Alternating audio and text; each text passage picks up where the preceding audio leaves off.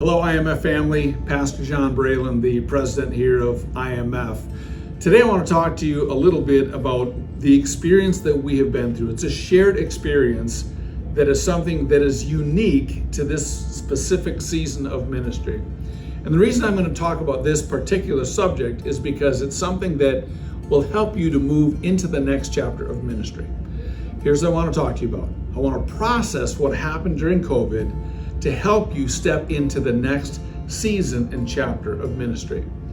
We all know by now that this season has been called the Great Resignation, where people, for whatever reason, just quit their jobs or left their jobs. And we know that a number of pastors also have left ministry or are thinking about leaving ministry.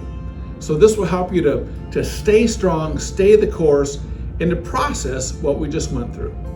So there's three components to my talk today. First one is this. It's a radical acceptance of what was. This means that we have to accept what happened over the last several years. Now, on average, church attendance is down 28% across America in all churches. Maybe your church is different. You might have experienced growth or you might have experienced decline. But in my conversation with hundreds of pastors over the last year, I know this. Many pastors are still grieving what was. And we're saying, I used to look out and we had a whole congregation and I would see Pat and Mary and Joe and Tammy or the kids sitting there, and now they're gone. And if this is you, you're still in a state of grieving. You're grieving what was. And it's hard to look to the future if you're still stuck in what was. Now, there's a natural path to this, and it's accepting the fact it's a radical acceptance of what was. And so we just have to pause for a minute and mourn all of the people that we don't see anymore that we used to see. And it's not like we were in their houses, we were best friends with them, but we thought that they were friends because we ministered to them, we spent time with them, we invested in them. And now they're no longer in our church. And we'd like to think they're watching online, but the truth is, most of the people who left your church are not watching you online. If they're going out to movies, going out to eat, they're not waiting to come back to the church. They're gone. They found somewhere else. In order for us to move into the next chapter, we have to have this radical acceptance of what was and have time to grieve it and literally mourn that is no more. And we know that many of our programs are gone, whether it's a kids ministry or a youth ministry or a Stephen ministry. Some of those have disappeared because we've had a shift. So we have to accept the fact that what was is no more. That allows you to grieve what was and not to simply expect for the way it was to come back to be the way that it is. So first thing is to radically accept what was because it's not anymore. Second, you need to come to terms with what is. When you come to terms with what is, you simply accept the volunteers that are there. This is your new church. It's the people who are around you now, the people that are involved in ministry with you now, the people that you're discipling now. And it's not what was, it's what is. Yes, you might have less volunteers. You might have a smaller worship team. You might have a smaller pool to draw from and to serve. But that's okay, because that's what is now. And we just have to accept that. And once we accept what is, that's a good thing.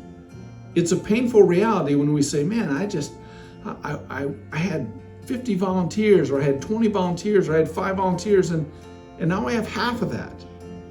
And we just accept that and say, okay, this is who God has given us now.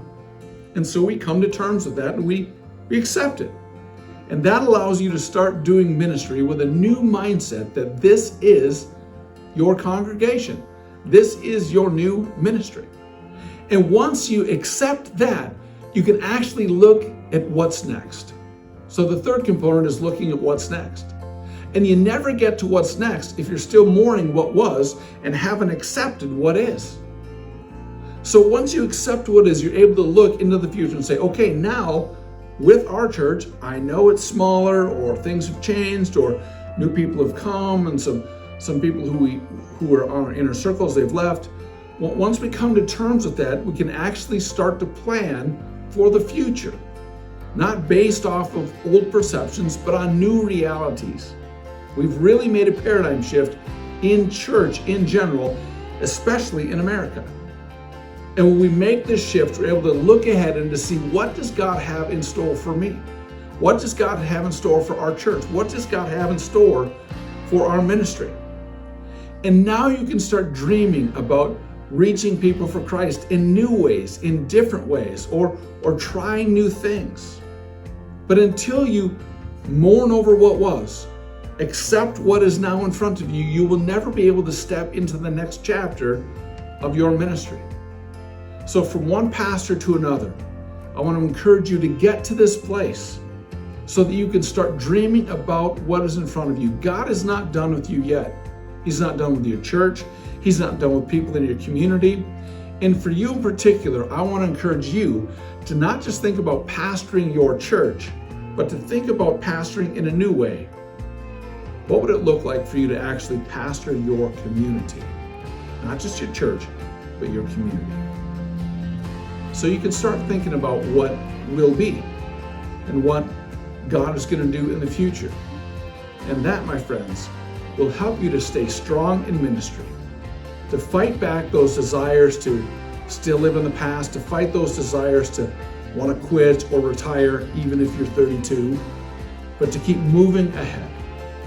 So mourn what was, accept what is, and look towards the future, because God isn't done with you yet. We need people like you on the front lines to fight for the kingdom of God, to help reach people for Christ, to help disciple them so that they in turn can go out and make disciples. That's what Jesus has called us to do. So I want you to know, at IMF, we are praying for you. We're praying for your ministry, and you stay strong and make a difference for the glory of God.